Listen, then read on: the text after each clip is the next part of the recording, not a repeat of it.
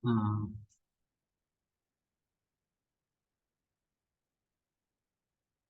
Apa bukti kita diselamatkan? Apa? Nah, saya sharekan artikelnya di situ ya. Dari Where menjawab, judul artikelnya kemarin saya share itu bagaimana kita diselamatkan. Ya. Apa buktinya? Kalau kita tanya apa buktinya, itu pertanyaan masa lalu, masa sekarang, atau masa akan datang? Apa bukti kita diselamatkan? Itu pertanyaan menunjuk kepada masa lalu, masa sekarang, atau akan datang. Apa buktinya kamu hadir di kelas ini? Nah,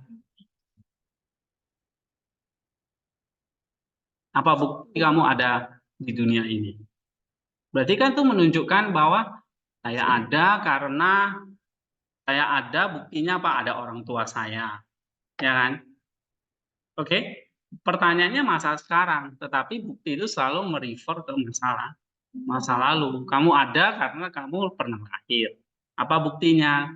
Buktinya ada orang tua saya. Apa buktinya lagi? Nah, ini bisa ditanyakan ke orang tua saya. Ini ada KTP saya. Ini contoh ya. Jadi apa buktinya? Kamu ada, ya lihat data historis saya. Nah, data historis itu berarti masa lalu, gitu. Ya kan? Tapi ada nggak hubungannya dengan sekarang? Apa buktinya kamu ada? Data historis masa lalu. Buktinya kamu bisa meraba aku sekarang. Benar nggak? Itu masa sekarang. Kamu bisa melihat aku ini bukan hantu. Coba kamu pegang. Bisa diraba. Oh, ada dagingnya. Ya kan? Berwujud. Namanya manusia berjenis kelamin laki-laki. Oke? Nah, itu berarti bukti itu bisa menunjuk masa sekarang. Apa buktinya kamu ada di dunia ini? Nah, data historis, data sekarang. Tapi ada nggak bisa berhubungan dengan data yang akan datang? Bisa. Buktinya saya ada di dunia ini, besok saya ada, masih ada. Atau kalau saya mati, saya ada kuburannya. Atau paling nggak ada nama saya, misalnya gitu. Nah, sama, apa buktinya kita diselamatkan? Ya, kita diselamatkan, lihat data historis kita masa lampau. Buktinya, apakah kamu eh, paling basic ya, apakah kamu sudah beriman kepada Kristus? Apakah kamu sudah lahir baru dengan kamu dibaptis? Ya, buktinya sekarang, apakah kamu sudah dibenarkan oleh Allah? Itu ya, konsep-konsep teologis ya, itu mesti diperhatikan. Terus yang kedua adalah data sekarang. Apa buktinya kamu diselamatkan? Ya, saya sedang diselamatkan. Saya sudah diselamatkan.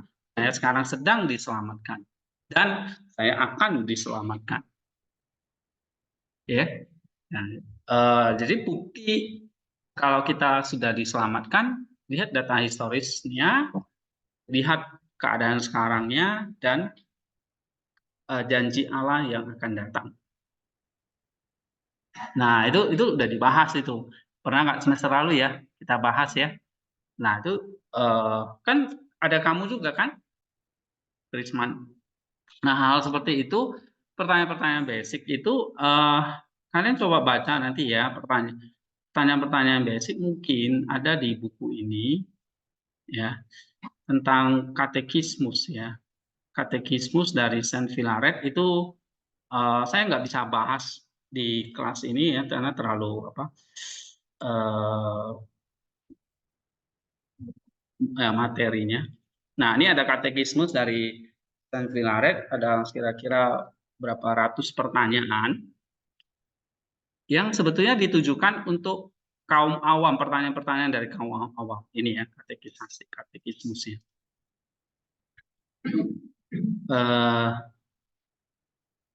Oke, nah ini filenya. Nah ini katekismus. Ini ada pertanyaan-pertanyaan seputar pengakuan iman Nisea juga, ya. tentang pengakuan iman, pasal pertama sampai pasal yang ke-12 atau poin 1 sampai ke-12. Lalu ini nanti tentang pengharapan, tadi tentang iman, pengharapan, lalu tentang kasih. Nah, ini kalian baca ya, misalnya tentang pasal kelima, apa itu? Tentang bukti bahwa Yesus Kristus itu menderita dan dia bangkit. Apa buktinya? Nah, ini nanti dia kasih jawaban-jawaban yang sederhana sebetulnya ya. Apa arti Hades? Kenapa Kristus turun ke Hades? Ya. Apa artinya dia bangkit kembali pada hari ketiga? Oke. Nah, ini jawaban-jawaban yang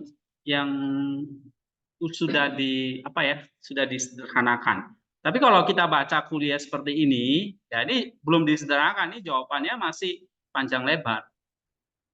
Oke. Nah, dari Filaret ini dia sudah menjawab to the point gitu ya, nggak kemana-mana lagi. Oke. Nah, misalnya nih, bagaimana kita tahu bahwa Yesus Kristus telah bangkit? Nah, jawabannya apa? Lihat, para prajurit yang menjaga kuburnya. Oke. Nah, jadi jawabannya. Mengapa Yesus setelah bangkit menampakkan diri kepada para rasul selama 40 hari? Kok dia nggak langsung naik aja ke surga? Nah, Filaret menjawab nih, selama waktu itu dia terus mengajari mereka misteri kerajaan Allah. Jadi ada pengajaran Allah yang bersambung gitu. Ya. Kita bisa baca Kisah Rasul 1 ayat 3. Ini jawaban-jawaban seperti itu ya. Bagaimana Yesus duduk di sebelah kanan Allah Bapa melihat bahwa Allah ada di mana-mana.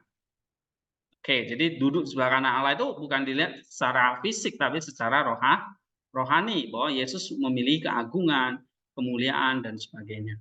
Nah, jadi ini jawaban, ini pertanyaan-pertanyaan sama seperti kita nih bertanya, iya ya, kalau Yesus duduk di sebelah kanan Allah, kita dulu memahami apa? Loh, berarti Allah itu ada dua dong, Allah Bapa sama Allah anaknya di samping. Seperti saya dengan anak saya misalnya duduk bersebelahan begitu. Apakah seperti itu? Nah, ternyata kita harus pahami secara rohani. Ya. Nah, ini ada berapa pertanyaan nih? 500 lebih ya. 500 berapa ya? 500 hampir 600 ya. Iya. Ada 600 lebih ya pertanyaannya. Nah, ini kalian mesti baca. Mana tahu kalian juga ditanya seperti itu. Nah, di sini sudah ada pertanyaannya. Ya. Misalnya, mengapa anak Allah turun dari surga? Apa jawaban kita? Kenapa Allah itu berinkarnasi? Untuk kita manusia dan untuk keselamatan kita. Nah, itu kita harus jawab seperti itu. Ya, seperti yang dikatakan dalam pengakuan iman. Oke. Nah, bagaimana dia turun dari surga melihat bahwa sebagai Allah dia ada di mana-mana? Kalau dia turun dari surga berarti Allah di surga kosong dong. Iya. Enggak dong. Atau iya? Nah, jawabannya apa ini? Benar bahwa dia ada di mana-mana. Ada di surga, ada di bumi, ya. Tetapi di bumi dia sebelumnya tidak terlihat. Sekarang dia menampakkan dirinya dalam rupa manusia. Nah, artinya dia turun dari surga itu maksudnya apa? Dia mengambil rupa manusia. Tapi bukan berarti surga jadi kosong, misalnya gitu. Kan bisa saja ada pertanyaan anak kecil itu seperti itu ya. Oke. Tapi kalau dengan pertanyaan anak kecil kita nggak bisa jawab, nah ini hati-hati nih. Kita lagi belajar apa nanti? Apa yang ditunjukkan oleh kata-kata oleh dia segala sesuatu. Nah, ini semua pembahasan dengan iman Nisea lagi ya. Oke. Ini saya nanti kasih kalian bukunya inilah ya. Kalau suruh beli kayaknya agak berat deh kalian. Lebih baik beli onde-onde daripada beli buku ya. Ini ada bahasa Inggrisnya juga. Udah diterjemahin ya. Oke. Sekarang kita baca pengakuan iman dulu ya. Coba sama-sama. Aku percaya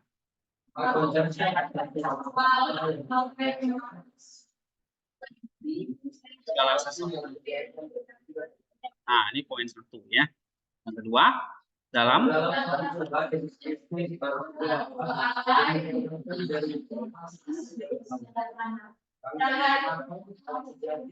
dari Allah yang sejati, sama-sama baca, yang sehakikat, terus dia telah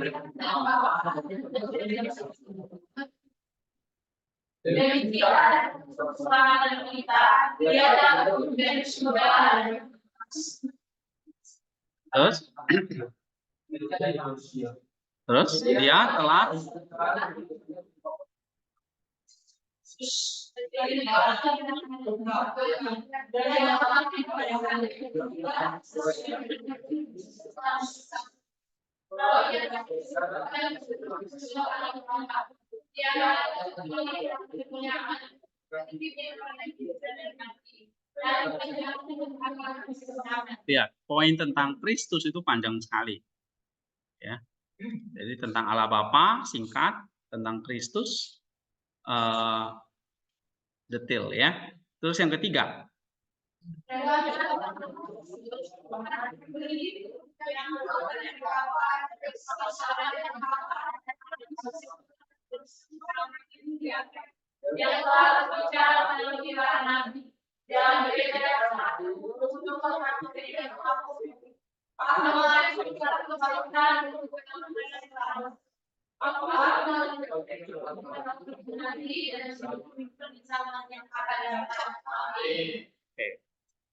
Nah, ini harus dihafal ya.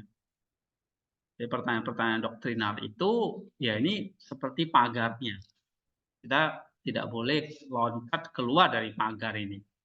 Makanya disitulah dikatakan credo ya, atau creed, pengakuan ya, atau simbol iman. Nah, ini pagar kita. Kalau ada yang mengatakan Yesus Kristus itu menghilangkan aja satu kata anak, nah ini sudah keluar dari pagar. Ya, ada yang mengatakan Allah itu bukan Bapa, nah itu sudah keluar dari pagar. Oke, ada yang mengatakan oh Yesus itu tidak diperanakan, sudah keluar dari pagar. Sudah keluar dari pengakuan iman kita. Ada yang mengatakan Yesus itu tidak sehakikat dengan Bapa, dia lebih rendah dari Bapa, itu sudah tidak benar. Ada yang mengatakan dia tidak berinkarnasi, dia pura-pura jadi manusia. Itu perdebatan di awal-awal gereja ya, yang mengatakan Yesus itu tidak punya tubuh yang sejati. Karena pada zaman itu ya tubuh itu dianggap jahat ya, nggak mungkin Allah memakai tubuh yang jahat. Materi itu jahat. Jadi kalau Paulus mengatakan ada kebangkitan tubuh, dia diketawain sama orang-orang Yunani. Ya karena orang-orang Yunani yang banyak dipengaruhi oleh Plato misalnya, menganggap tubuh itu adalah penjara atau belenggu dari jiwa. Kenapa? Karena tubuh itu bisa sakit, ya kan? Tubuh itu bisa mati, tubuh itu fana. Jadi bukan sesuatu yang baik. Karena tubuh itu bisa menderita, tubuh itu bisa menangis, tubuh itu bisa sakit, bahkan mati gitu. Jadi tubuh itu bukan sesuatu yang baik. Nah, kalau ada kebangkitan tubuh, Allah jadi tubuh, Allah jadi daging, itu diketawain sama orang-orang Yunani. Ya, makanya Paulus mengatakan di dalam 1 Korintus itu kan, oke, memberitakan salib, memberitakan Yesus yang bangkit, itu bagi orang-orang Yunani adalah satu kebodohan. Ya, padahal Alkitab mengajarkan, Tuhan mengajarkan kita dicipta serupa dan segambar Kristus. Apanya? Tubuh dan jiwa, jiwa dan tubuh. Jadi tubuh itu adalah bagian integral dari manusia. Tanpa tubuh kita bukan manusia. Ya kita mungkin malaikat kan hanya punya roh. Tapi kalau kita nggak punya roh, ya kita binatang kan gitu. Oke, jadi manusia itu gabungan dari malaikat dan binatang. Jadi malaikat dan binatang disatukan namanya manusia. Nah, dia punya jiwa dan tubuh. Nah, kalau mengatakan Yesus itu tidak memakai tubuh, ini sudah salah. Atau zaman sekarang justru terbalik ya. Percaya Yesus itu punya tubuh, dia manusia. Dia hanya manusia biasa, dia guru. Tapi tidak percaya dia sehakikat dengan Allah atau dia adalah Allah yang sejati. Dia hanya nabi atau paling tinggi nabi atau paling tinggi hanya apa? Rabi atau nabi, tapi dia bukan Allah. Kita tidak percaya itu.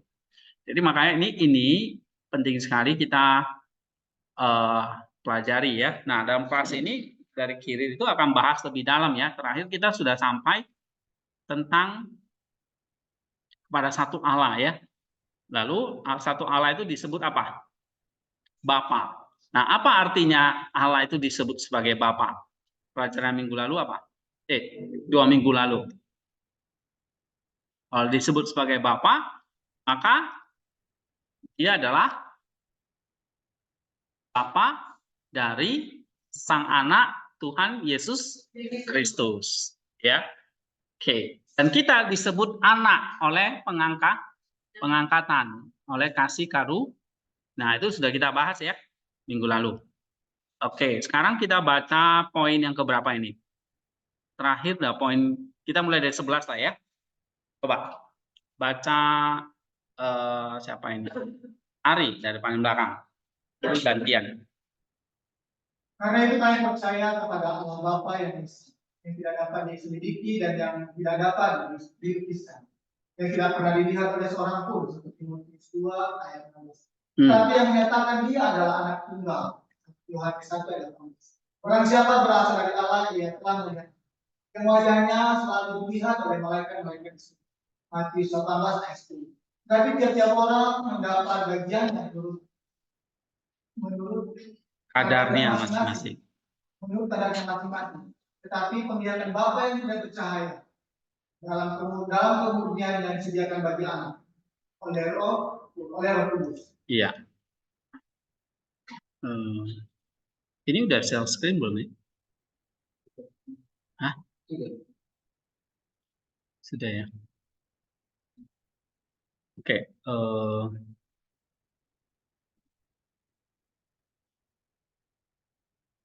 Nah, poin 11 ini tentang apa ini? Kalau Allah itu disebut sebagai Bapa yang Esa, jadi kalau 1 dan 10 ini kan kita udah nyimpulin, dia menjadi Bapa dari Tuhan Yesus Kristus dan manusia. Bedanya adalah apa? Yesus itu anak secara apa? Anak secara kodrati, ya. Kita anak secara kasih karunia atau secara anugerah. Nah, poin yang ke-11 ini tentang apa ini?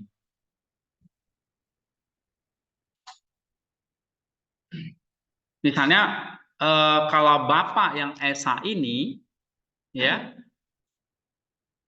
tidak dapat diselidiki maupun dilukiskan, dilihat oleh siapapun. Ya, misalnya kita buka 1 Timotius 2 ayat 16.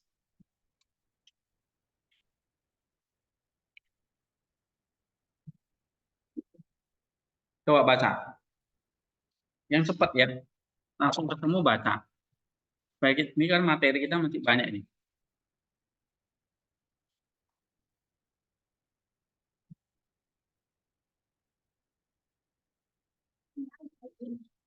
Hah? Oh, 1 Timotius 2 mungkin 15 ya, salah ketik saya. Coba baca.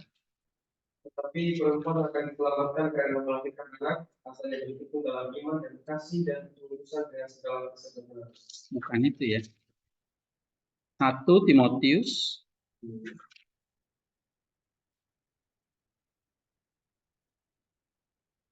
Oke. Ini mesti lihat teks Inggrisnya nanti ya.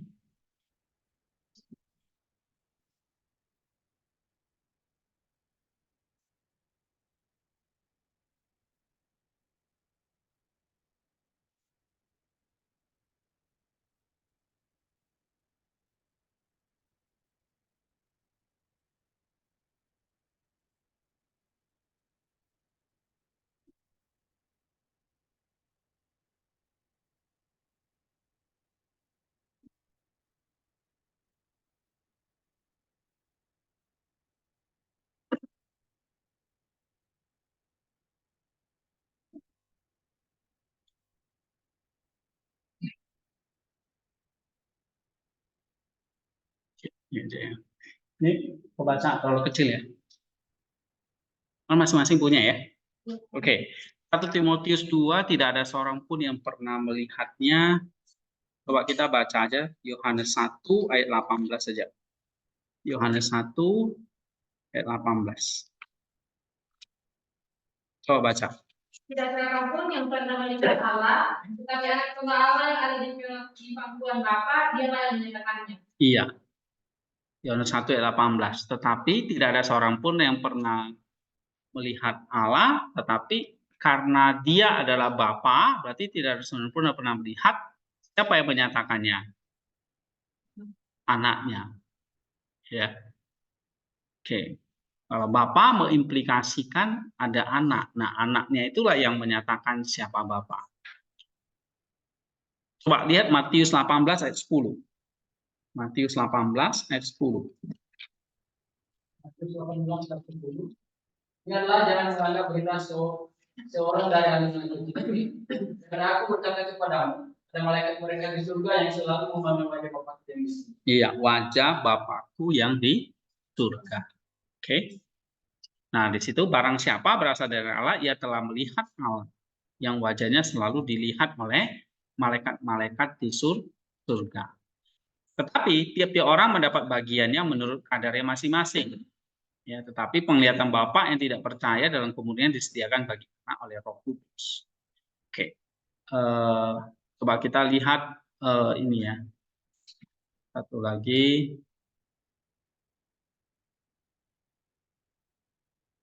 Tentang Bapa.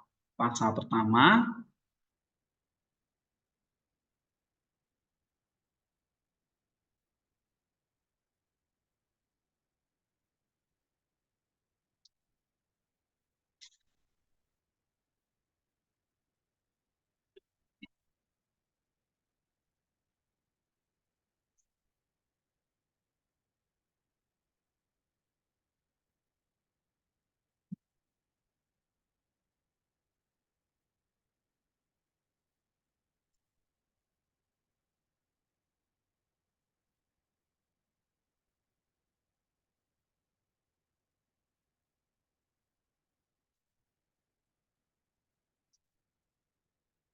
Coba baca ini ya.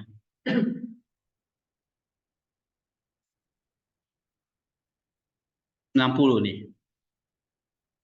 Hari. Bagaimana kita dapat memahami kata-kata pengakuan ini? Aku percaya pada satu Allah. Hal ini harus dipahami dengan mengacu pada misteri Tritunggal Maha Kudus.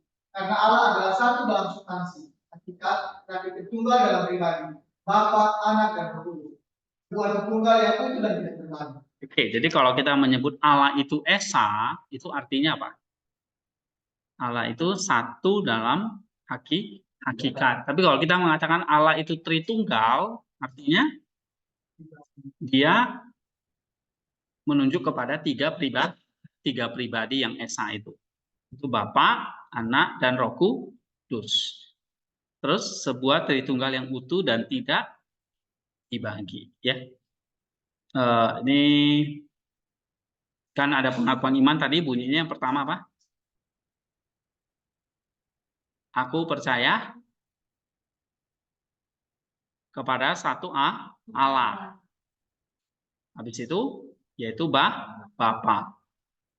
Baru nanti percaya kepada satu Tuhan, Yesus Kristus, ya. Nah, baru nanti percaya kepada Roh Kudus. Baru percaya kepada gereja yang satu. Jadi Allah itu satu, Kristus itu satu, Roh Kudus itu satu, gereja itu satu, baru tentang baptisan, kebangkitan orang mati. Oke, terus tentang Allah Bapa,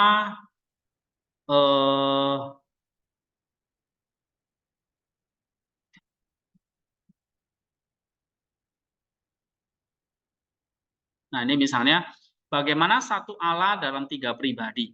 Coba baca ini.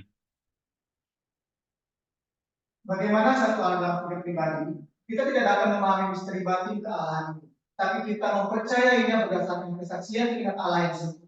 Apa yang ada di dalam hati Allah tidak ada yang mengetahuinya kecuali Roh Allah. Iya. Jadi menurut Filaret, bagaimana bisa satu Allah itu dalam 3 pribadi. Nah, ini adalah misteri kealahan, ya. Kalau perbedaannya udah jelas ya, di antara pribadi itu Bapa tidak diperanakan, tidak berasal dari pribadi yang lain. Anak Allah sejak kekal diperanakan dari Bapa, Roh Kudus sejak kekal berasal dari Bapa. Ya. Oke, mengapa Allah disebut Maha Kuasa? Ini poin yang berikutnya ya. Oke, simpel ya, Filaretnya bahas begitu. Nah, sekarang kita ke poin ke-12. Baca siapa nih? Nota. Lismar. Setelah sampai pada titik ini dalam khotbah saya dan diingatkan akan ayat-ayat yang baru saja disebutkan di mana Allah disebut sebagai Bapa manusia. Saya sangat heran dengan Ketidakpahaman manusia karena Allah dengan kasih setia yang tidak terkatakan berikanlah berkenan tersebut sebagai Bapa manusia. Dia yang ada di surga, mereka yang ada di bumi, dan dia dipercaya. Dia pencipta kekekalan mereka yang diciptakan pada waktunya. Dia yang memegang bumi dalam telapak tangannya. Mereka yang ada di bumi seperti belalang. Namun manusia meninggalkan Bapa surganya dan berkata kepada tanah. Makanya kamu duduk depan. Udah, geser. Ika aja. Saya nggak sabar sama kamu. Engkaulah Bapakku, dan kepada Batu, engkau yang memperanakan aku. Yeremia pasal 2 ayat 27. Itulah sebabnya demikianlah firman Mazmur kepada manusia. Lupakanlah juga bangsa sendiri. Catat, belajar yang benar. Ya. Oh, nanti kamu di sini ngapain? Masak doang. Belajar yang benar. Catatanmu mana? Di depan situ. Oke, baca lagi. Lupakanlah juga kaum keluargamu yang telah kau pilih menjadi bapa, yang telah mengumpulkan kepada dirimu sendiri ke dalam kebinasaanmu. Iya. Oke, 13 lagi. Dan bukan hanya kayu dan batu, tetapi iblis sendiri, si pembinasa jiwa-jiwa yang telah dipilih oleh beberapa orang untuk menjadi bapa, yang kepadanya Tuhan berfirman sebagai teguran, kau melakukan perbuatan bapamu. Yohanes 8 ayat 41. Yaitu iblis yang memperanakan manusia bukan dari daging, melainkan dari tipu daya. Yohanes 8 ayat 41. Sebab sama seperti Paulus oleh jalannya yang saleh disebut Bapa Tuhan Kristus, demikian juga iblis disebut Bapa orang-orang yang mengurus kehendak mereka sendiri menyerahkan diri kepadanya. Sebab kita tidak dapat membiarkan orang yang memberi arti yang salah kepada perkataan. Inilah yang kita kenal, yaitu anak-anak Allah dan anak-anak iblis. 1 Yohanes pasal 3 ayat 10. Seolah-olah pada hakikatnya ada yang diselamatkan dan ada yang binasa. Padahal kita masuk ke dalam status sebagai anak-anak kudus, bukan karena keharusan, melainkan karena pilihan. Dan Yudas di pengkhianat itu pada hakikatnya. Ini udah baca ya? Ini kayaknya udah baca ya? Belum ya? Oke, coba terus. Adalah anak iblis. Adalah anak iblis dan anak kebinasaan. Sebab sudah tentu ia tidak akan mengusir setan sama sekali demi nama Kristus. Sebab iblis tidak mengusir iblis. Markus pasal 3 ayat 3. Sebaliknya, Paulus juga tidak akan berbalik dari penganiaya menjadi memberitakan Injil. Tetapi pengangkatan sebagai anak-anak adalah kuasa kita sendiri, seperti yang dikatakan Yohanes. Tetapi semua orang yang menerimanya diberinya kuasa untuk menjadi anak-anak Allah, yaitu semua orang yang percaya dalam namanya. Yohanes 1 ayat 12. Sebab bukan karena mereka percaya, mereka telah diberi kuasa untuk menjadi anak-anak Allah. Oke, tadi saya sudah jelasin ya. Ini tentang Bapa bagi manusia, ya. Nah, di sini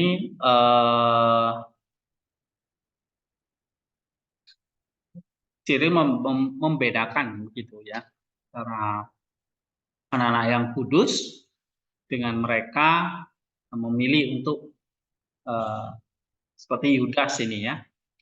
Satu contoh bahwa kita jadi anak-anak Allah itu bukan karena keharusan, tetapi karena pilihan. Contoh kasus tadi Yudas ya. Oke, 14, baca lagi. Karena itu, marilah kita hidup secara rohani, supaya kita layak untuk menjadi anak Allah. Sebab barang siapa dipimpin roh, ia adalah anak-anak Allah. Roma 8 ayat 15. Sebab tidak ada gunanya jika kita disebut orang Kristen, jika dia disertai dengan perbuatan-perbuatan, supaya jangan dikatakan kepada kita, sekiranya kamu adalah anak-anak Abraham, kamu akan melakukan perbuatan-perbuatan Abraham. Yohanes 8 ayat 39. Sebab jikalau kita memanggil dia sebagai Bapa yang sudah memandang bulu dalam menghakimi setiap orang menurut perbuatannya, marilah kita pergunakan waktu yang ada pada kita dengan penuh ketakutan. 1 Petrus 1 ayat 17. Dan janganlah kita mengasihi dunia dan janganlah kita mengasihi apa yang ada di dalam dunia. Karena jikalau seorang mengasihi dunia, maka kasih Bapa tidak ada di dalam dia. Yohanes 2 ayat 19. Karena itu, anak-anak yang kukasihi, marilah kita dengan perbuatan-perbuatan kita mempermuliakan Bapa kita yang di surga, supaya mereka melihat perbuatan-perbuatan kita yang baik dan memuliakan Bapa kita yang di surga. Matius 5 ayat 6. Marilah kita serahkan segala kebutuhan kita kepadanya, karena Bapa kita tahu apa saja yang kita butuhkan. Iya. Apa highlight-nya ini? 14 ini. Nah, kalau kita layak disebut jadi anak Allah atau anak-anak Allah, maka Cyril menjelaskan di sini apa? Tadi jadi anak-anak Allah itu pilihan ya, bukan keharusan. Nah, 14 ini apa? Menjadi anak-anak Allah itu adalah kalau kita manggil Allah itu Bapa, maka konsekuensinya apa? Roma 8 ayat 14 itu. Kalau kita adalah anak-anak Allah, memanggil Allah itu Bapa, maka kita mau dipimpin oleh Roh. Bukan hanya ingin ya dipimpin oleh Roh, tetapi kita rela, kita mau dipimpin oleh Roh. Nah, kalau dipimpin oleh Roh itu artinya apa? Roh itu rohnya siapa? Bukan roh kita, tapi rohnya Allah. Nah, rohnya Allah itu akan memimpin kita, atau kita dipimpin oleh rohnya Allah. Untuk apa? Untuk mengasihi Allah. Jadi anak Allah itu ya mengasihi Allah sebagai Bapa. Ya. Nah, kalau nggak ada kasih kepada Bapa, maka apa?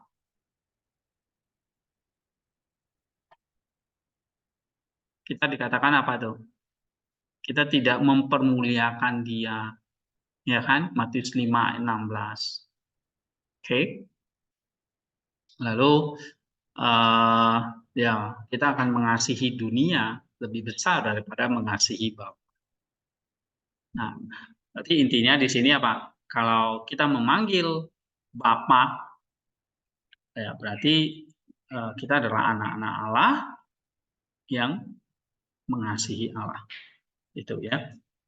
Misalnya di dalam 1 Yohanes 2:15, kalau seseorang mengasihi dunia, maka kasih akan Bapa tidak ada di dalam dia. Oke, 15. Wah, nih, Krisman. Tetapi sementara kita menghormati Bapa kita yang di surga, marilah kita menghormati juga Bapa kita yang di dunia ini. Ibrani pasal 11 ayat 9. Karena Tuhan sendiri dengan nyata telah menetapkan dalam hukuman Taurat dan kita para nabi dengan firman, hormatilah bapamu dan ibumu supaya baik pada kamu dan pada pendudukmu di negeri ini. Ulangan pasal 5 ayat 16. Dan hendaklah perintah ini diberikan kehidupan oleh hadir di sini.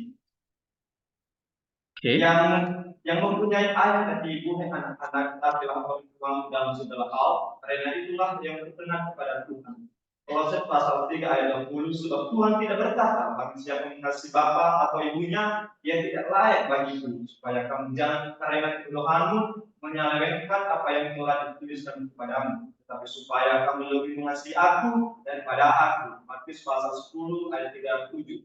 Sebab jika bapak-bapak kita di dunia ini berlawanan dengan Bapa kita yang di surga, maka kita harus taat kepada iman Kristus.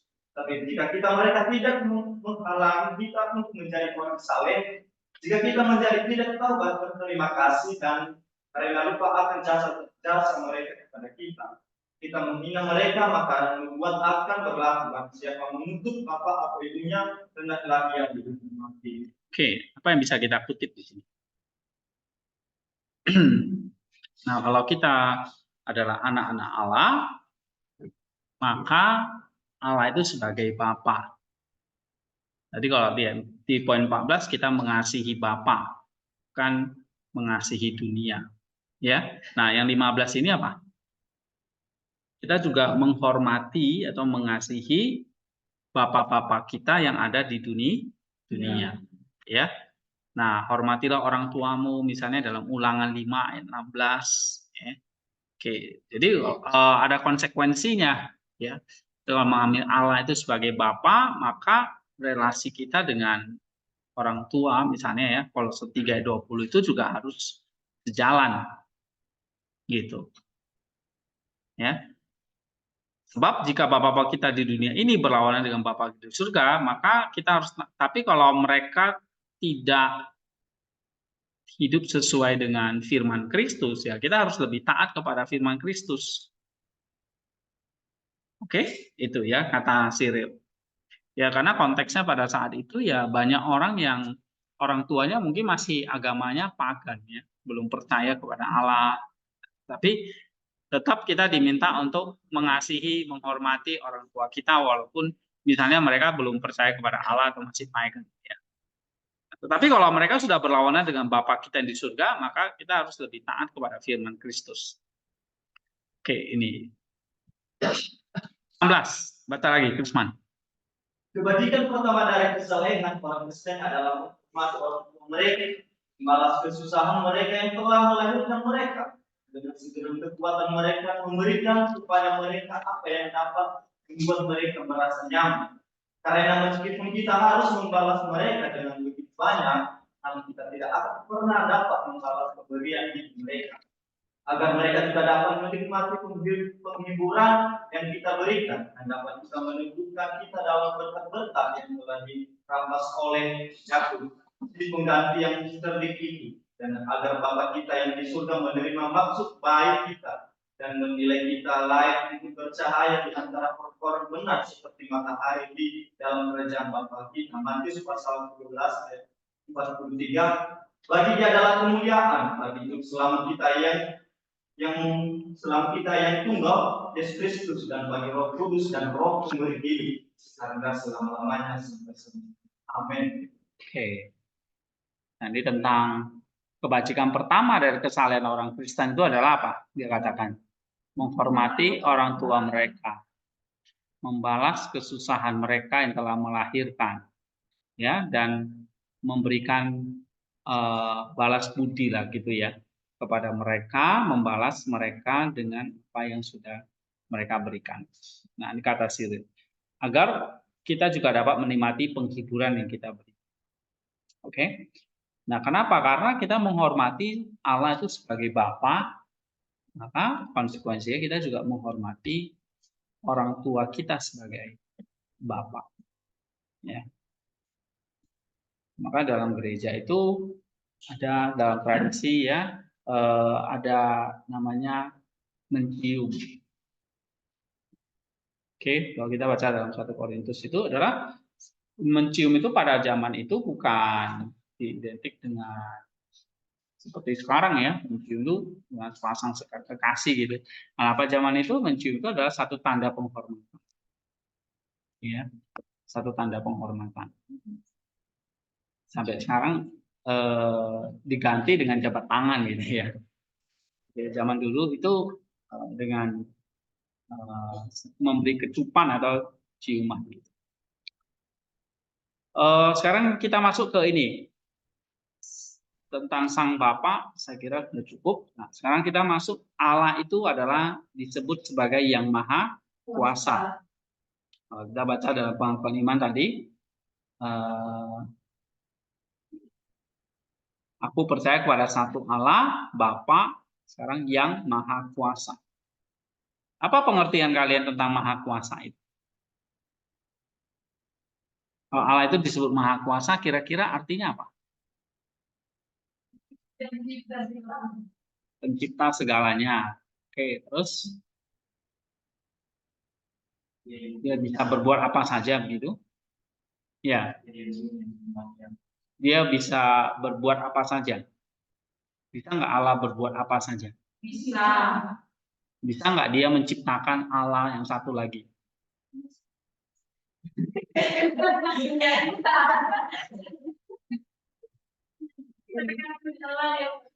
Ya, kan dia Maha Kuasa ya. Apakah dia bisa menciptakan dunia? Pasti bisa. Menciptakan alam semesta sudah dia lakukan. Tapi dia menciptakan Allah yang satu lagi, yang setara dengan dia. Itu misteri. Kalian tanyakan dong di apologetik misalnya ya. Itu kan pertanyaan apologetik. Kan orang dunia bertanya, Allah itu ada? Oke, buktikan. Tapi sekarang ditanya, apakah Allah itu tidak ada? Coba buktikan Allah itu tidak ada misalnya. Bukan buktikan Allah itu ada, tapi buktikan bahwa Allah itu tidak ada. Ya, itu pertanyaan-pertanyaan apologetik. Nah, sama seperti ini, Allah itu Maha Kuasa, ya. Tapi Allah bisa nggak melakukan segala sesuatu yang bertentangan dengan naturnya?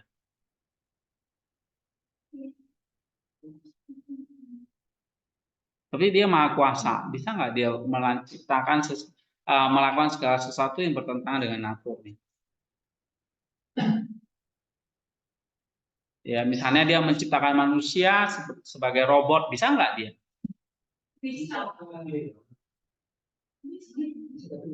Bisa, tapi dia nggak mau. Nah, mau tapi nggak bisa, atau bisa tapi nggak mau. Bisa tapi nggak mau. Bisa tapi nggak mau. Oke. Kalau dia menciptakan robot, bisa nggak Allah menciptakan manusia itu sebagai robot? Dari manusia. Hah? Manusia. Bisa, yakin. Nah, apakah Allah bisa melakukan segala sesuatu tapi bertentangan dengan naturnya? Oke, nah ini nanti yang kita mau pelajari ya. Coba kita lihat dulu dari Filaret ya, dia ngomong apa ya tentang Allah yang Maha Kuasa ini. Yang disebut apa? Pantokratora ya, pantokrator. Artinya dia, apa baca ini? Dia menetapkan segala sesuatu dengan kuasa dan kehendak. Iya, jadi dia Maha Kuasa dalam pengertian dia menegakkan segala sesuatu dengan kuasa dan kehendaknya. Oke, dia menegakkan segala sesuatu alam semesta ini misalnya, ya dengan kuasa dan kehendaknya. Itulah dia disebut sebagai Allah yang Maha Kuasa. Nah, sekarang kita lihat penjelasan Cyril ya. Coba baca Yeremia ini aja deh. Yeremia 39, 18, 19. Dulu baca. Ya ini. Yeremia 39. 18. Allah yang besar, Allah yang kuat, Tuhan yang memiliki nasihat yang agung dan yang perkasa dalam kerjanya. Allah yang besar, Tuhan yang maha kuasa dan yang memiliki nama yang agung. Dengan percaya kepada Allah yang esa, kita melenyapkan semua kepercayaan yang salah kepada banyak Allah dan menggunakannya sebagai perisai untuk melawan orang-orang Yunani dan semua kekuatan yang menentang dari para bidat, dan dengan menambahkan Allah Bapa yang esa, kita melawan orang-orang bersunat yang menyangkal anak tunggal Allah. Oke. Jadi kalau Allah yang esa itu jelas melawan ajaran dari agama-agama Hellenism, orang-orang Yunani, ya, ajaran-ajaran filsafat dan agama Yunani, karena mereka percaya dengan banyak Allah. Tapi kalau ditambah lagi Bapa, Allah yang esa yaitu Bapa, kita melawan siapa? Bukan lagi hanya orang Yunani, tetapi justru apa? Iya, ini orang Yahudi sendiri. Karena orang Yahudi sendiri itu menyangkal anak tunggal Allah. Ya, sampai sekarang. Gitu. Terus Sebab seperti yang telah dikatakan kemarin, maka sebelum menjelaskan kebenaran-kebenaran tentang Tuhan kita Yesus Kristus, kami telah menyatakannya dengan segera, dengan mengatakan Bapa bahwa Ia adalah Bapa dari Anak, supaya sama seperti kita mengerti bahwa Allah itu ada, demikian pula kita mengerti bahwa Ia mempunyai anak. Ya, jadi kalau dikatakan Allah yang Esa, nggak cukup bagi kita. Jadi Pancasila, Tuhan yang Maha Esa, itu nggak cukup bagi kita. Oke? Jadi kita harus tambahkan Tuhan yang Maha Esa, yaitu Sang Bapa. Kenapa kok harus ditambahkan kata Bapa di sini?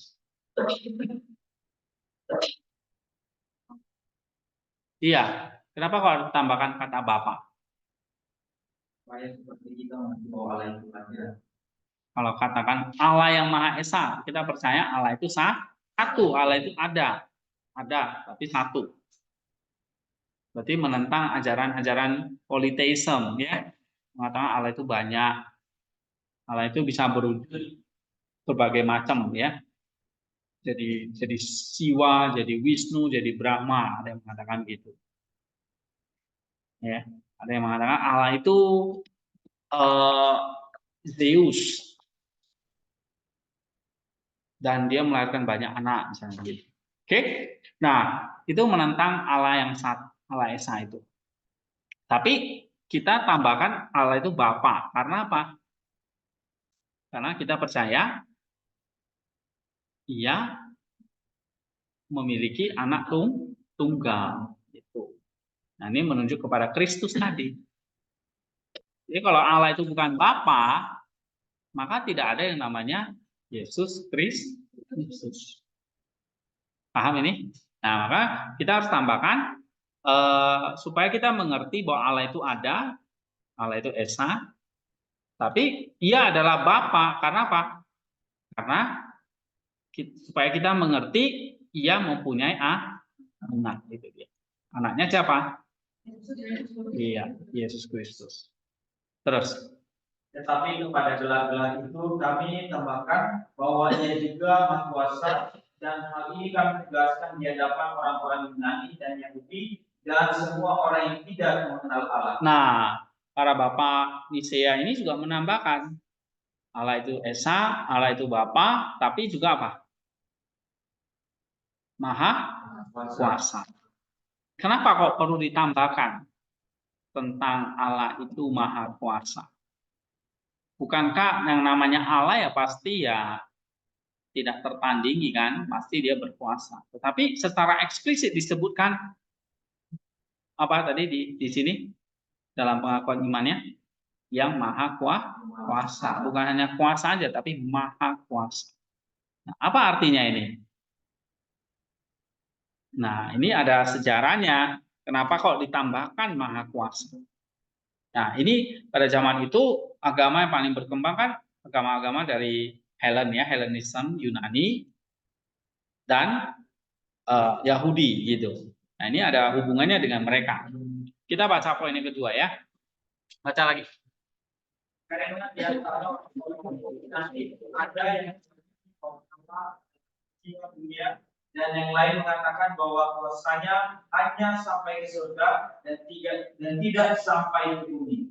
Beberapa orang juga telah menyebarkan kekeliruan mereka dan menyalahgunakan ayat yang berbunyi dan kebenaranmu sampai ke awan-awan. Telah berani membalas kemuliaan Allah dengan awan-awan dan langit dan menjauhkan hal-hal yang ada di bumi dari Allah. Karena mereka lupa akan mazmur yang berbunyi, jika aku naik ke surga, engkau ada di sana. Jika aku turun ke neraka, engkau ada di sana. Sebab jika tidak ada yang lebih tinggi dari surga dan jika neraka lebih dalam dari bumi, Dia yang memerintah daerah yang lebih rendah juga akan sampai ke bumi. Iya. Nah, apa itu? Kenapa kok Allah itu harus ditambahkan istilah Maha Kuasa? Apa? Tuhu.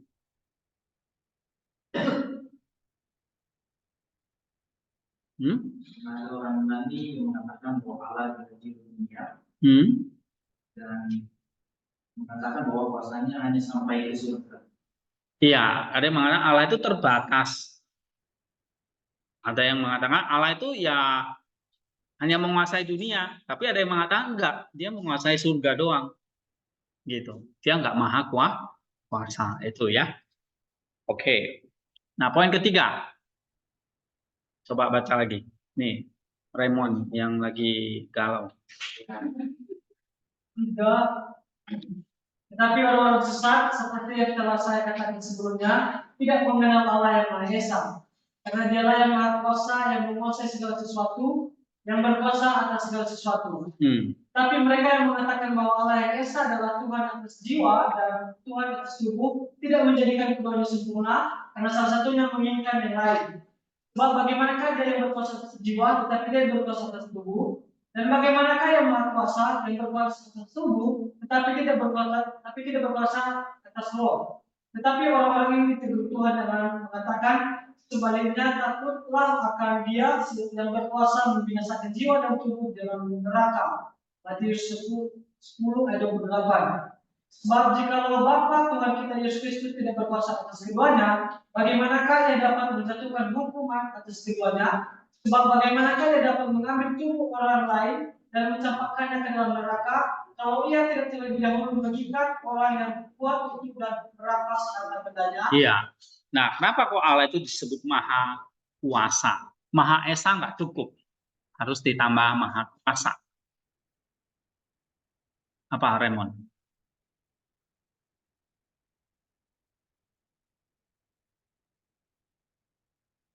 Itu adalah kemampuan suami. Karena dia berkuasa atas. Nah, apa misalnya di situ? Iyalah maha kuasa ya pasti menguasai segala sesuatu. Tapi spesifiknya apa? Nah, background-nya adalah latar belakangnya ada yang berpendapat pada saat itu Allah itu ada yang mengatakan dia hanya menguasai jiwa.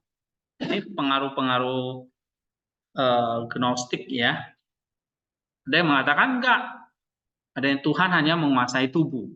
Jadi memang sangat dikotomi ya. Allah menguasai jiwa, tapi ada yang mengatakan Tuhan menguasai tubuh. Ya, jadi Allah yang baik itu adalah Allah yang sifatnya menguasai jiwa. Sedangkan Allah yang jahat itu Allah yang menguasai tubuh. Nah, sama Siri itu dibantah ya bahwa ini tidak demikian. Mungkin sekarang nggak ada pendapat seperti itu ya, mungkin sudah menghilang ya.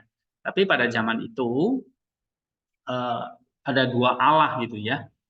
Ada Allah materi yang menguasai materi, ini Allah yang jahat. Tapi Allah yang menguasai ini karena konsep Yunani yang sangat platonis ya, bahwa yang baik itu adalah yang sifatnya roh, yang jahat itu yang materi. Gitu. Nah, padahal Allah itu satu, nggak ada yang namanya Allah jiwa, Allah tubuh. Ya, satu, dia berkuasa atas jiwa maupun tubuh. Nah, ini konsep kekristenan masuk di sini, ya. Oke. Nah, dalam Yahudi sendiri kan mereka tidak percaya ada tubuh, ada jiwa yang dikuasai oleh dua Allah. Yahudi sangat monoteisme. Allah itu esa. Tapi Allah yang esa itu bukan melawan konsep Yahudi loh. Ya.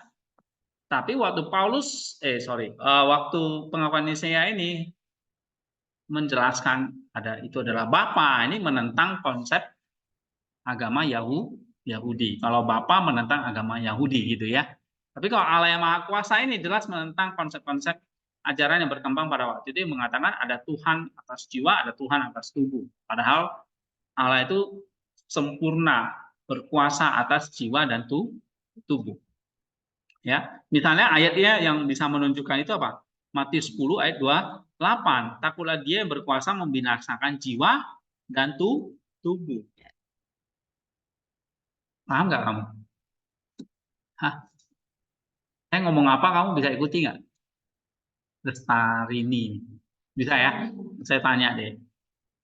Karena saya lihat muka-muka kalian kalau bengong-bengong itu takutnya kayak ember yang penuh tadi itu. Jadi saya kasih air terus katanya udah Udah penuh nih. Kosongin dulu ya. Cara ngosongnya gini ya, saya tanya sama kamu. Kalau Allah itu disebut Maha Kuasa, artinya apa? Poin 3 ini. Hari ini. Berarti dia berkuasa atas? Iya, Lestari ini yang mana? Lestania, sorry. Ingat adiknya terus. Lestania. Nama kok mirip-mirip kan ini? Hah? Kalau dia Maha Kuasa, artinya apa? Lestania. Kamu punya PDF-nya kan? Iya, baca dong.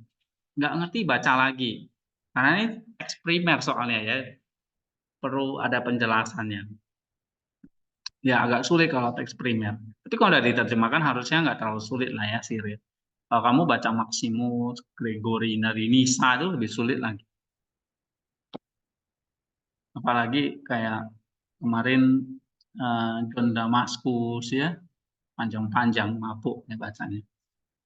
Nah, ini Cyril saya kira bahan katekisasi ya, anggap ya kalian kan perlu dikatekisasi nih supaya dibaptis lagi nanti. Ya, sama saya nanti.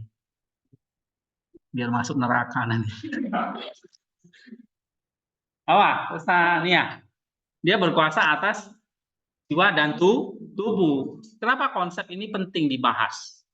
Karena pada zaman itu berkembang ajaran yang mengatakan ada Allah atas tubuh, ada Allah atas jiwa. Ini dua Allah yang berbeda.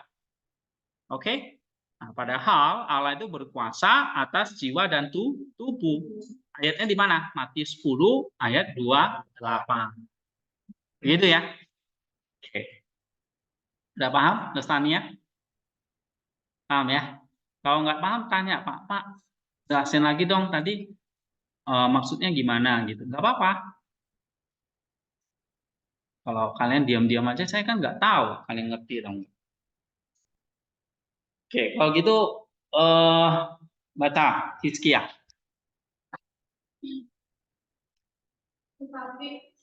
Yang cepat dan keras. Tetapi kita puji dan ajaran kebenaran hanya mengenal Allah yang esa, yang memerintah segala sesuatu dengan kuasanya, tetapi yang menanggung banyak hal menurut kehendaknya. Terus? Ia memerintah bahkan atas para penyembah berhala, tetapi ia menanggung mereka karena kesabarannya. Ia memerintah juga atas orang-orang sesat yang menghina dia, tetapi ia sabar terhadap mereka karena kesabarannya yang panjang. Ia memerintah juga atas iblis, tetapi ia sabar terhadap mereka oleh karena panjang sabarnya, bukan oleh karena ia tidak berkuasa, seolah-olah ia dikalahkan. Sebab ia adalah permulaan ciptaan Tuhan yang dijadikan untuk diolok-olok, bukan oleh dirinya sendiri, karena hal itu tidak layak baginya, melainkan oleh malaikat-malaikat yang dijadikan. Tapi ia membiarkannya hidup untuk dua tujuan, yaitu supaya ia semakin mempermalukan dirinya sendiri dalam kekalahannya, dan supaya manusia dimahkotai dengan kemenangan. Oh, betapa bijaksananya penyelenggaraan Allah yang mengambil tujuan yang jahat sebagai dasar keselamatan bagi orang beriman. Sebagaimana dia mengambil tujuan tindakan saudara-saudara Yusuf sebagai dasar dari dispensasinya sendiri, dan dengan mengizinkan mereka menjual saudara mereka karena kebencian, ambil kesempatan untuk menjadikannya raja yang dikehendakinya. Demikian juga dia mengizinkan iblis untuk berbuat agar para pemenang dimahkotai. Dan ketika kemenangan diperoleh, iblis akan semakin dipermalukan karena ditaklukkan oleh orang yang lebih lemah. Dan manusia akan sangat dihormati karena telah menaklukkan dia yang dirinya adalah malaikat tertinggi. Oke, nah Allah itu disebut nggak cukup hanya Allah itu Allah yang esa, tapi dia juga Allah yang maha kuasa. Kenapa? Tadi kalau di poin 2, Allah itu nggak hanya menguasai dunia, tapi juga surga. Artinya apa? Allah maha kuasa ya berarti menguasai alam yang kelihatan maupun alam yang tidak kelihatan. Nah, poin 3, Allah itu menguasai tubuh dan jiwa. Nah, poin keempat ini apa? Nih. Hizkia. Apa yang kamu baca?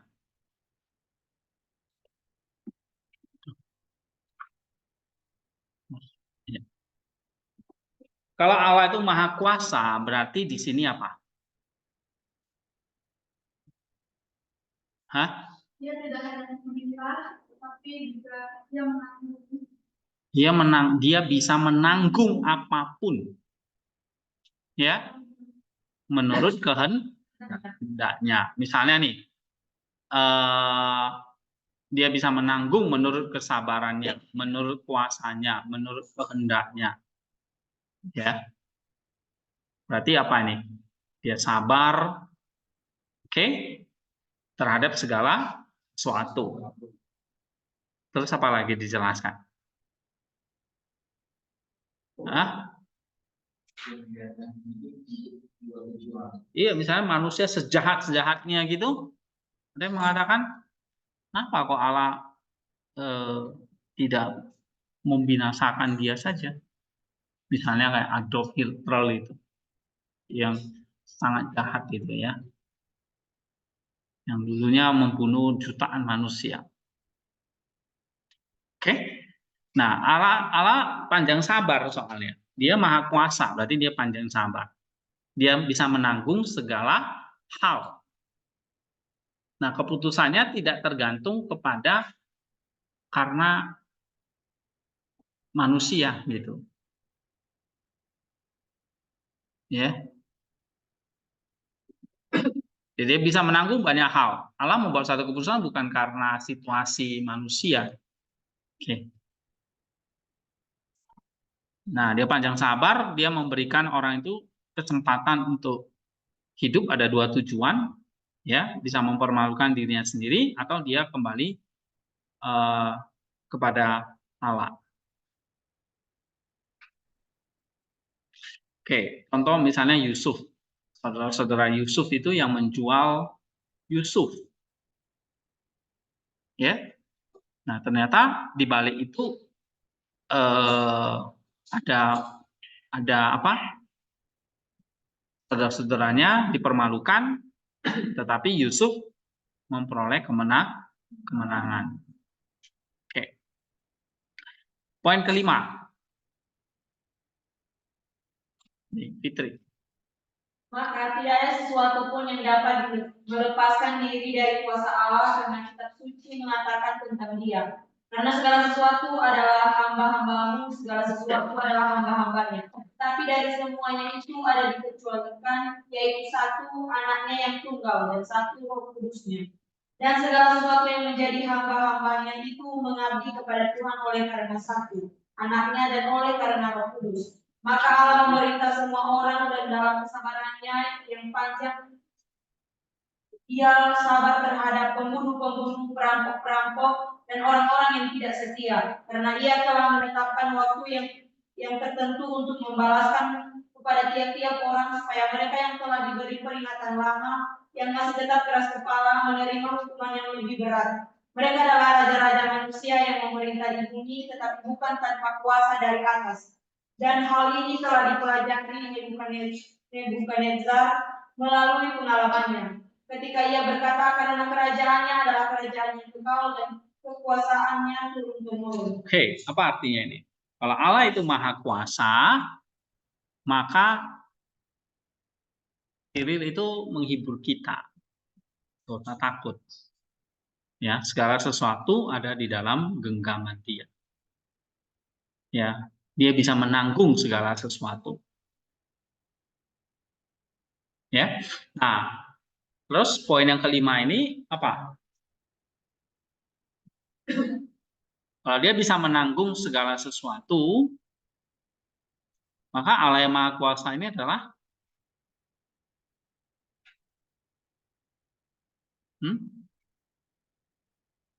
dia kasih contoh itu Raja Nebukadnezar.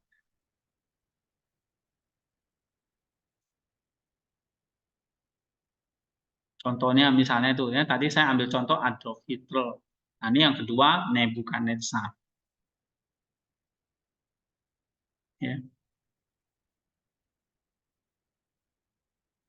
Kita kan berpikir secara manusiawi, iya ada orang yang begitu jahat, kenapa nggak di bumi hanguskan segera, atau bahkan dia nggak usah lahir lah, lebih baik nggak usah lahir gitu. Nah, Allah itu maha kuasa, maka dia mengendalikan segala sesuatu. Tentu di dalam konteks kesabaran dia, ya, dalam kesabaran dia. Nah, kalau dia maha kuasa, dia sabar terhadap pembunuh-pembunuh, perampok, dan semuanya lah ya, semua penjahat gitu. Dan dia nggak langsung membinasakan, dia sabar. Oke. Nah, kalau orang-orang jahat itu bisa nggak kalau Allah Maha Kuasa terlepas dari kuasa Allah? Enggak, pasti nanti akan mendapat penghukuman. Jadi kalau kita misalnya, iya, kenapa Allah nggak bertindak sekarang ya? Nah, ingat, Allah bisa menanggung segala sesuatu. Jadi keputusan dia bukan karena manusia ini jahat, lalu dia main bunuh aja. Itu kita manusia kan gitu kan. Mungkin kalau kita jadi penguasa, dia orang yang jahat, kita udah nggak sabar ya, tembak mati aja kan langsung. Berarti Allah nggak demikian. Oke? Karena dia menguasai segala sesuatu dan dia panjang sabar, tentu dia punya, kata Cyril, dia sudah menetapkan gitu ya, waktu yang tertentu untuk membalaskan. Jadi ada penghakimannya. Oke, ini tentang yang kelima. Yang keenam, coba baca nota tem. Kekayaan emas dan peralatan milik iblis seperti yang disangka orang, karena seluruh dunia ini adalah milik orang yang setia, tetapi bagi orang yang tidak setia tidak ada satu sen pun. Dan yang lebih tidak ada yang setia daripada iblis, dan Allah berfirman dengan jelas melalui Nabi, emas itu kepunyaanku dan perak itu kepunyaanku, dan kepada siapa saja yang kehendaki akan diberikan. Tapi jika engkau menggunakan uang itu dengan baik, maka tidak ada salahnya. Tapi jika engkau menggunakan yang baik itu dengan tidak baik dan tidak mau menyalahkan pengajian itu sendiri, maka engkau tidak jujur melakukan kesalahan kepada seorang yang merupakan tapi digunakan ulama dan kau memberikan uang 25 ayat 25 sampai 36, dan itu tentu berasal dari uang. Aku telanjang dan kau memberikan pakaian, itu pasti karena uang. Dan maka kau belajar bahwa uang tak menjadi berada juga. Jual apa yang ada padamu dan berikanlah itu kepada orang-orang miskin, maka orang bodoh akan. Iya. Oke. Jadi kalau Allah itu maha kuasa, maka seluruh dunia ini adalah milik dia. Ya. Tidak ada satupun jengkal di bumi ini yang tidak dikuasai oleh Allah. Karena dia maha kuasa, dia menguasai seluruh dunia, termasuk harta bendanya, misalnya uang di sini. Oke, nah misalnya itu ya, emas itu kepunyaanku, perak itu kepunyaanku, dan kepada siapa saja kehendaki akan kuberikan. Kalau Allah belum maha kuasa, maka harta benda ataupun segala sesuatu yang dikuasai Allah itu dipergunakan kembali untuk Allah. Jadi kalau dia mengatakan, aku lapar, kamu memberi aku makan. Aku haus, kamu memberi aku minum. Itu kan kata Tuhan Yesus dalam Matius 25. Ya, nah itu artinya apa? Kita memakai harta benda, kita kembali lagi untuk kita kembalikan untuk Allah. Masuk uang. Ya, uang itu miliknya siapa? Allah. Kenapa? Karena Allah sang penguasa tadi. Iya, sang sumber yang semuanya berasal dari dia. Karena segala sesuatu tidak ada awalnya kalau tidak ada Allah. Termasuk uang ini. Ya. Nah, kata Cyril di sini dia memberi nasihat yang baik ya di sini. Kita bisa memakai apa yang menjadi hartanya Allah untuk Allah kembali. Misalnya kita memberi makan nih orang yang telanjang. Kan itu butuh uang. Kita memberi pakaian, memberi minum, itu semua butuh uang. Nah, uang itu miliknya Allah, kita pakai kembali untuk dia. Oke.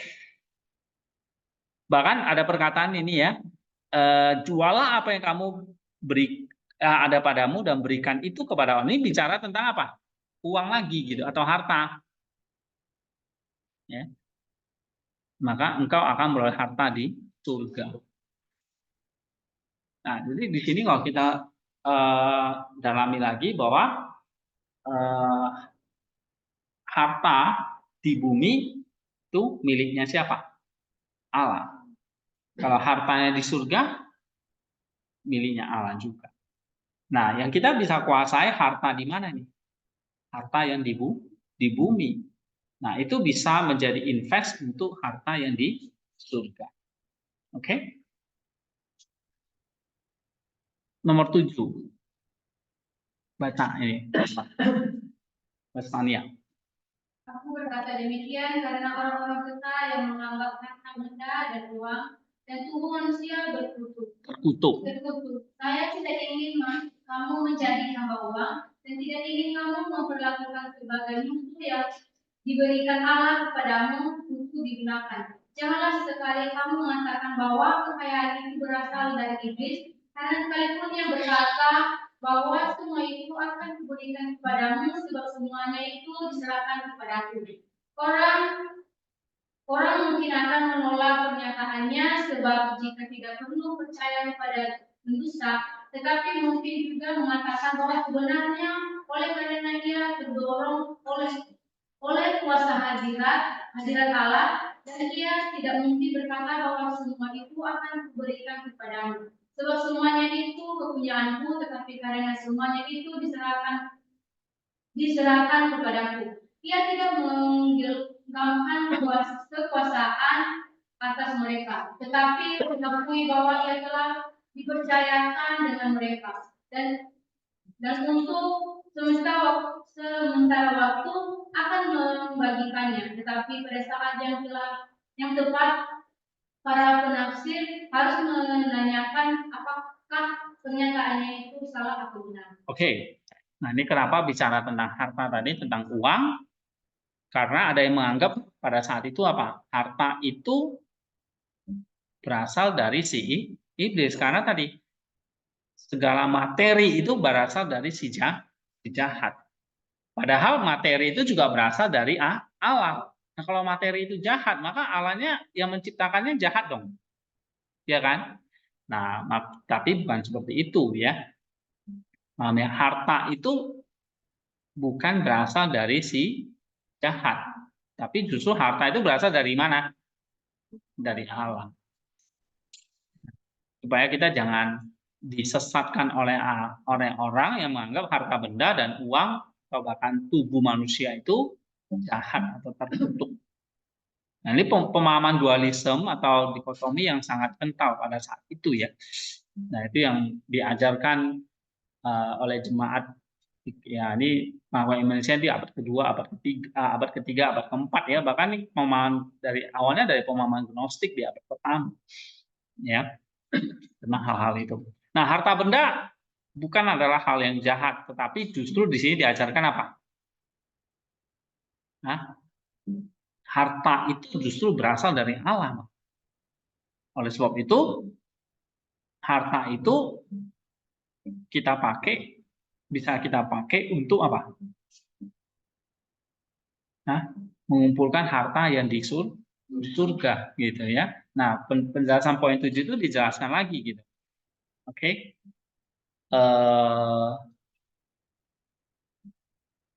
Nih, di sini dikatakan itu ya. Karena sekalipun ia berkata bahwa semua itu akan kuberikan kepadamu, sebab semua itu diserahkan orang, mungkin akan menolak pernyataannya ya. Tapi ia mengatakan bahwa kepunyaanku telah diserahkan kepadaku, artinya kita tidak boleh mengatakan bahwa aku menggenggam kekuasaan, artinya kita menggenggam harta, kalau kita lupa bahwa itu bukan milik kita. Ya. Oke, nomor 8. Coba baca Eka. Allah itu esa, Bapa yang Maha Kuasa yang telah berani dihujat oleh para bintang. Yang mereka telah berani menghujat Tuhan Sabaoth yang duduk di atas kerubim. Mereka telah berani menghujat Tuhan Adonai. Mereka telah berani menghujat Dia yang ada di dalam para nabi, Allah yang Maha Kuasa. Tetapi sembahlah Allah yang Esa, Allah yang Maha Kuasa, Bapa Tuhan kita Yesus Kristus. Larilah daripada kesesatan banyak Allah, larilah juga daripada segala ajaran sesat, dan katakanlah seperti Ayub. Tetapi aku berseru kepada Tuhan yang Maha Kuasa, yang melakukan perbuatan-perbuatan yang besar dan yang tidak terduga, yang mulia dan yang ajaib, yang tidak terhitung hebatnya.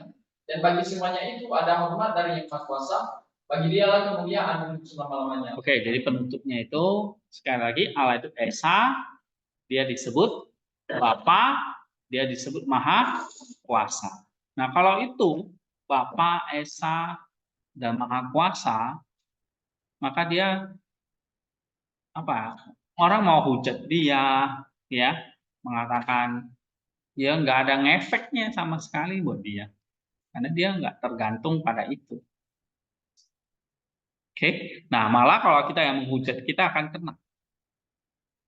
Sama seperti teman-temannya Ayub itu, ya, menasihati Ayub, udah kamu hujat aja si Allah itu. Oke. Nah, kalau kita menghujat dia, menghujat Allah itu, memang Allah itu nanti sakit hati gitu. Kalau saya menghujat kalian atau kalian menghujat saya, ya saya sakit hati atau kalian sakit hati kan gitu. Tapi Allah gitu nggak? Nah, Allah sakit hati nggak dia kalau kalian marah-marah sama dia? Nah, sakit hati? Enggak. Atau dia nggak dengar, atau dia nggak tahu, atau dia pura-pura, atau dia sebetulnya nggak terpengaruh.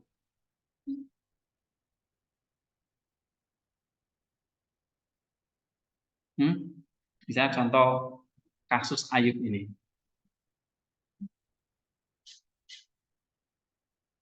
Kalau kita menghujat Allah, kira-kira Allah akan berkurang nggak kealahannya, kemahakuasaannya?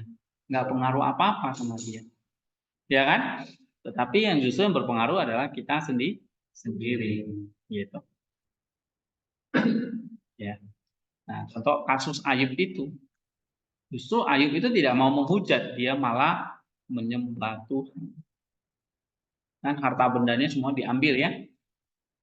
Nah, malah Ayub mengatakan segala sesuatu itu dari dia. Aku lahir telanjang dan aku akan kembali kepada dia dalam keadaan telanjang. Oleh sebab itu bagi semuanya itu adalah hormat dan kemuliaan. Nah, konsep seperti ini ya, Allah yang Esa, Allah yang Maha Kuasa, Allah itu sebagai Bapa. Nah, hal-hal seperti ini yang kita perlu pelajari ya, konsep-konsepnya, ide-idenya seperti itu. Jadi kalau misalnya kalian bikin paper, Allah itu Bapa, nah, kan sudah ada poin-poinnya. Atau Allah itu Maha Kuasa, artinya apa? Ya, sudah dapat ide-idenya, ide-ide besar. Oke, kita break dulu 10 menit. Nanti kita masuk lagi ya ke kuliah katekisasi yang 9.